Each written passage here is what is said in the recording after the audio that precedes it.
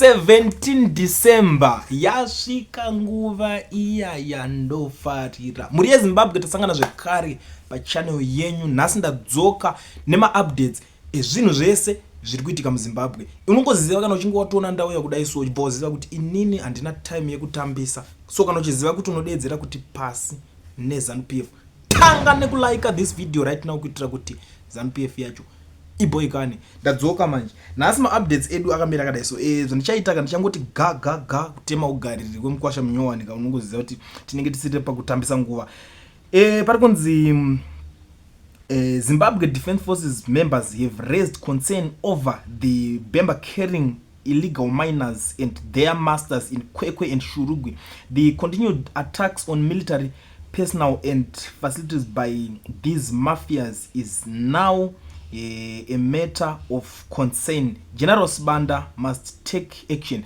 Do nyaya iri kubudiswa mumastreet iko zvino. Vakomana vemabhemba okoyo zvenyu muri kuramba muchingodena muchingobhura zvezvo kuti munongoti makarova Masoja, unongoziva kuti makarova gunners Masoja arowe. Saka inyaya yetaura kunzi okoyoyi ikoko pane zvamuri kuita zvese kasitanzike yambiro because vakomana vacho vanenge vatotanga kutotaura kachingoti ningada so vakomana vacho vanenge vakamatakura kamazibhemba mazohombe ndo type vakomana kuti amene kuti ndiye kunongonesa mazino here kana kuti chi zvinototadza kuzvinzwisisa kuti vanenge vachida kumbonyatsa kuita sei vakomana ivava. Tichienderera mberi pano amunongoziva nhasi ndataura kuti ndichangoti ga tine imwe nyaya tiri kusangana ma-MP vatanga kukumbira mari panapo pari kunzi saka tanga tichikumbirawo kuti muurongwa hwemari hwa2025 dai matipawo mari yekuti titenge dzimwe motikari dzepiri asi dzisingadhure kuti tikwanise kuita basa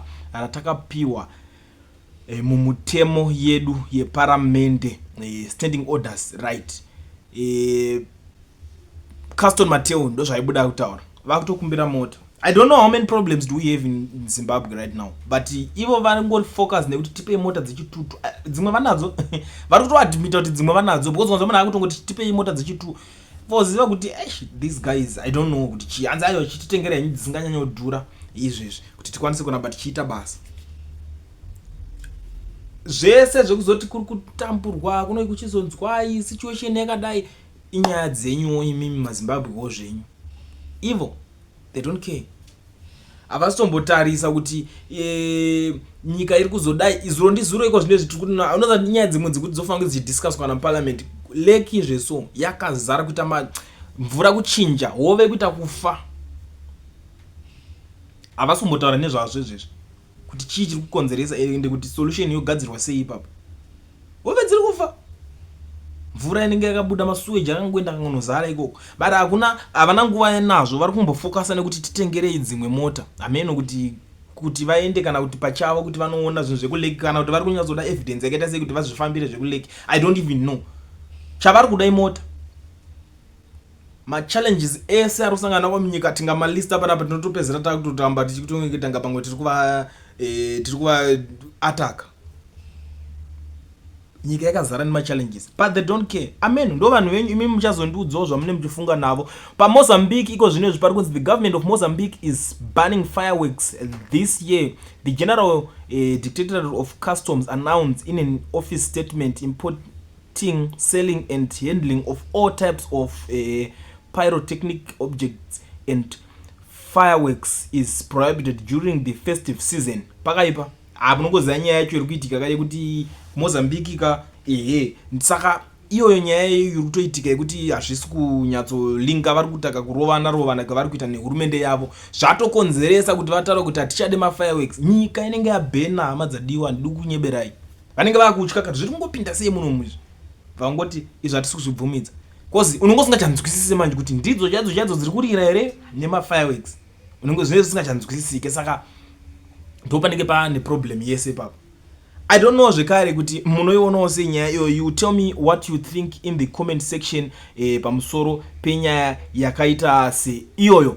Tichienderera mberi pano pari kunzi mapurisa maviri vakasungwa nenyaya yekuzvambaradza officer weZaki vanga vauya kunoinvestigata nyaya kwamutare chimwe chiitiko chakaitika zvekare. Varume vacho munongoziva kuti system mararamiro anongoitwa, system yagara ingoripo system. So amenoti vezake avanga vapindawo kana kuti vatadza kunyatsolinga papi ndobva vangonosvikawo zvikanzi we don't do that here, vakasangana nekuzvambaradzwa. Let me try to read pacho nyaya yacho zvaikutaurwa panapa. Pari kunzi 2 ZRP officers arrested for assaulting ZAC officers. 2 officers from the Zimbabwe Republic Police Sakuva Station have been arrested by the Zimbabwe Anti-Corruption Commission on allegations of assault or resisting a peace officer.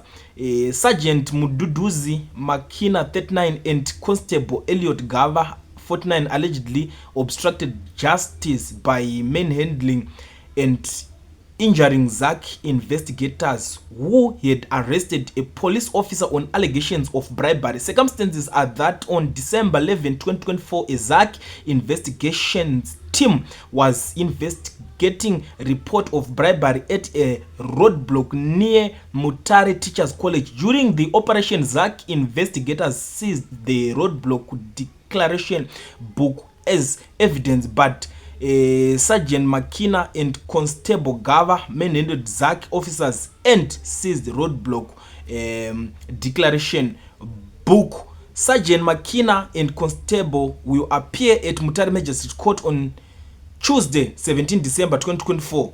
Nas ndopavari kutoapia mukoti 17 December ndinhasi, Tuesday yacho ndinhasi, ndopavari kutonoapia mukoti kuti vange vachinoonesana kuti nyaya dzavo dzinotonotongwa sei ikoko kumberi. I don't know, you tell me what you think again, kuti munenge muchionawo sei nyaya yakadai so, but ndo zvinhu zviri kuitika munyika yeZimbabwe.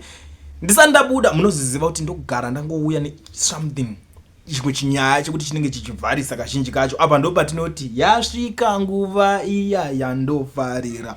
President Mnangagwa gifts Boko 10 expensive Ankole cattle breed. Mombe 10 dziri kunzi dzakapiwa Duma Boko. Newspaper iri ndere ku Botswana ikoko, if I'm not mistaken, but yeah, ndizo zviripo, ndo zviri kutoitika. Iro newspaper ndo zvari kutotaura panapa kuti 10 mombe. Ndambozvitaura kuti the way yavari kulinga and understand and inzwisise zvangu kuti vari kuzonoklika papi, but tinenge tichingoti diplomacy kachichi dziri kuitika. Maybe these guys vato into business. I don't know guys kuti munoionawo sei nyaya yakadai so, kuti president uyakupanana mombe nanigirikeni.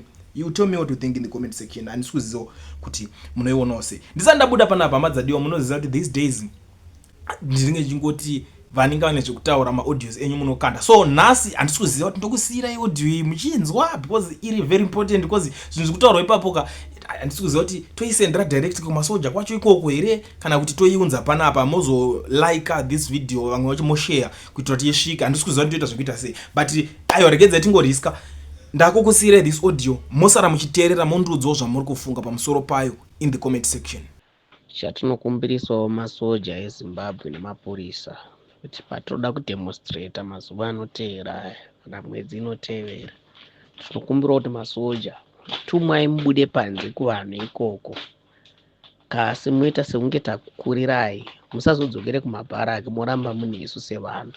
Toda kudzosa nyika iyi, ndo the only way yatinokunda nayo, nekuti imi muri mukati imomo hairake ndo inokurambidzai kuti mudini mumire nevanhu, nekuti munenge muchitya kuti muri kutengesana. Saka hazvina mhosva, chitumwai patinoda kuti tiite strike mouya muregedza kuita basa ramunoita imimi. Moita sekunge takukurirai, kasi imi hamuchadzokere kupi? Hamuchadzokere kumabharaki, makutomisa nesu, mototipawo pfuti dzimwe dzamunenge mapiwa mbiri idzodzo. Ndokutodzosa kwatinoita Zimbabwe. That's the only solution. Chero nemi mapurisa nemi masoja, dzimwe nyika dziri kufambira mberi sikuita zvekutamba 2030 ED Mnangagwa, 2030 ED Mnangagwa. Tikutotamba nenguva, hamusi kuzvionawo here kana nemiwo mapurisa nemasoja tiri kuzviitirei? Tiri kupfumisa mhuri imwe chete. Munomboziva kuti Zimbabwe vanhu vari kupfuma nevakatandavara, it's not more than 200 people. Unotaurira kuti chibva anopa vanhu vese motikari vakapfuma kare, kasi vasikatenge mishonga, vasikatenge chipi nechipi chinoita kuti vanhu vararame. Zvinofamba sei izvozvo? ZANU PF haisi yevanhu, ndeyavo vari pabasa. tinotenda mudhara rusika anotaura kuti aiwa no vapfuuri zvishuwo.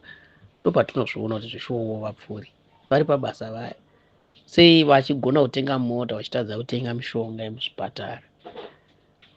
Makambozviona kuti vasingagone kugadzira mabasa, vasingagone kumutsa mine company, unoti havazvigone izvo zvavazvizive here kuti zvinofanira kuitika, kasina kuti vanozoti sativadi mhuri yeZimbabwe. Mayuth ese regedzai kuputa mutoriro nekuputa mbanje nekumwa zvinodhaka. Nyika yedu yaenda takatarira, tichatosvika 100 years chitongwa naZanu-PF kana tikasamira sevana veZimbabwe. Hapana zvatiri kuita. Ngatione kuti tifambise nyika yedu yaenda. Imi vana Mnangagwa nevana vaMugabe, kutaura chokwadi musi watinokubisa hamumugare muZimbabwe muya. Makadini kokuudzawo vana boboyo kuti zvatiri kuita zvazviite, dai tagumira apa. Muchasvika pekuti muchatidemba isu semhuri yeZimbabwe. Manyanya.